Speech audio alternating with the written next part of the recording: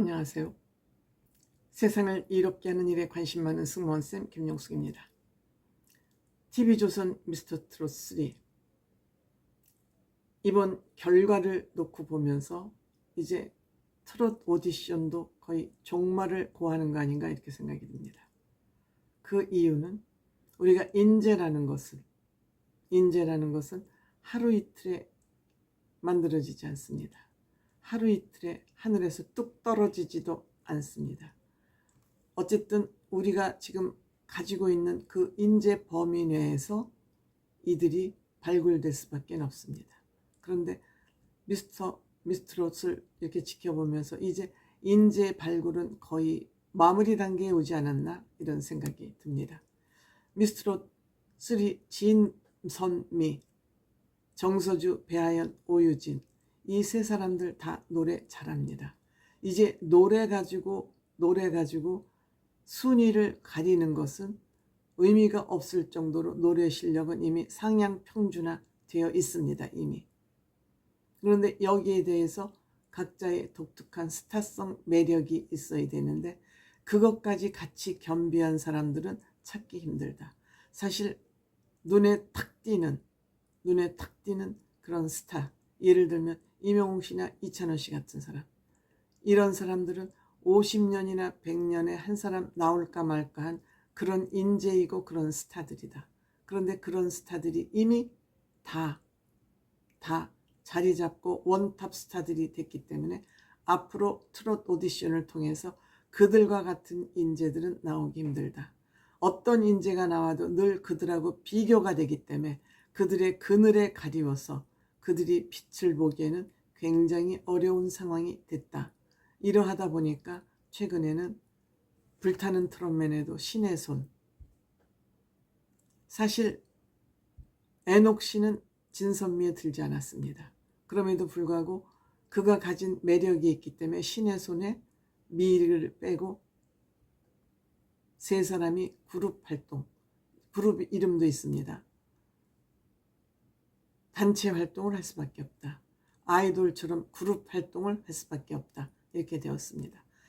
미스트롯 3에서도 최근 보면은 진선미를 묶어서 같이 활동을 하는 경향이 이제 두드러지고 있습니다.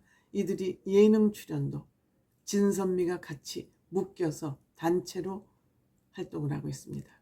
이들이 12일 같은 TV조선 예능이죠. 허영만의 백반기행에 동반 출연했습니다.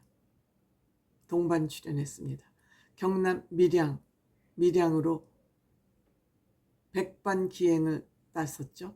이 백반기행은 시청률이 그리 높지는 않습니다. 1, 2% 선을 유지하고 있는데 이 백반기행은 굉장히 의미가 있습니다. 이 허영만 선생이 원래 식객이라는 만화로 유명해지고 음식에 관한 한 전문성을 허영만 작가만큼 갖고 있는 사람이 없기 때문에 이 프로그램 자체가 의미가 있습니다.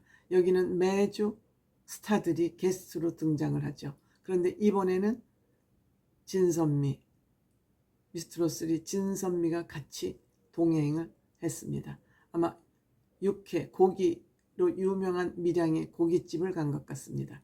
이 세 사람이 뜨자 또 육회가 서비스로 제공이 됐죠. 이들의 인기를 가수들은 가장 본인의 인기를 실감할 수 있는 것이 식당에서 서비스를 얼마를 주느냐 가지고 또 인기 척도를 재고 재래시장 갔을 때에 또 이들의 인기를 확인할 수 있다고 그러지 않습니까? 허영만 씨가 오유진 양에게 언제부터 방송을 했냐. 지금 오유진 양은 중3, 사춘기가 활발하게 꿈틀거릴 그런 시기죠. 초등학교 3학년 때부터 방송을 시작했다고 합니다. 그때가 그거 아닐까요? 아마 전국 트롯체전이 진행될 그 시점 아닌가요? 모르겠습니다. 지금. 그 다음에 정서주 양은 이번 미스트롯 3가 처음이라고 합니다. 물론 유튜브는 했었습니다. 그런데 단번에 스타성이 인정이 돼서 진까지 하게 됐죠.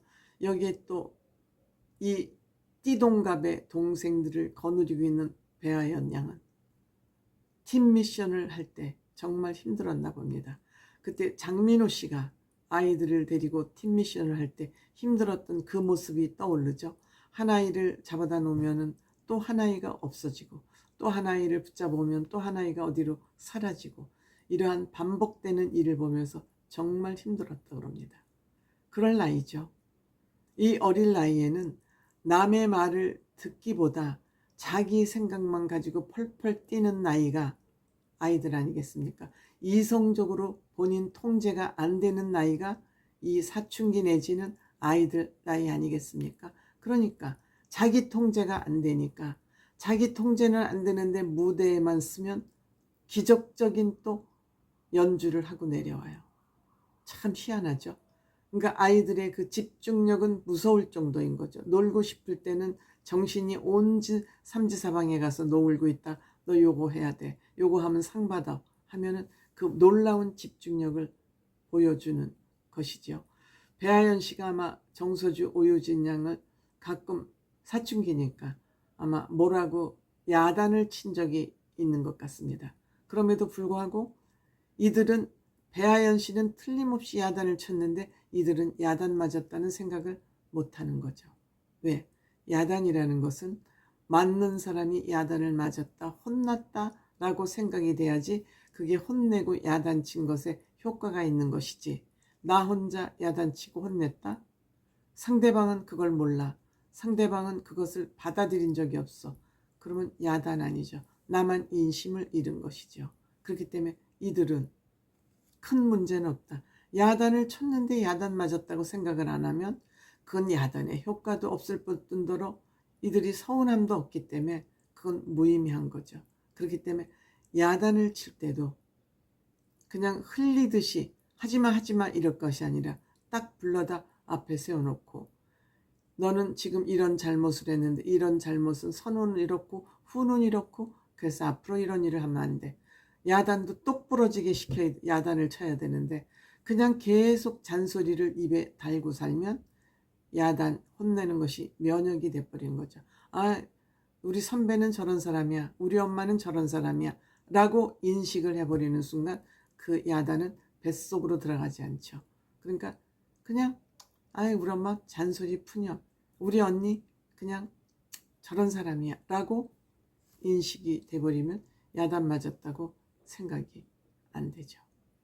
뭐 또 얘기가 또 옆으로 샜습니다만, 저는 뭐 방송을 볼 때 왜 이런 결과가 나타났을까? 그 원인은 뭘까? 이런 것을 살펴보는 것이 저는 제가 유튜브를 하는 이유이고 의미라고 생각을 합니다. 그래서 조금 제 유튜브는 잔소리성 유튜브가 되는 경우가 많은데 양해해 주시기 바랍니다.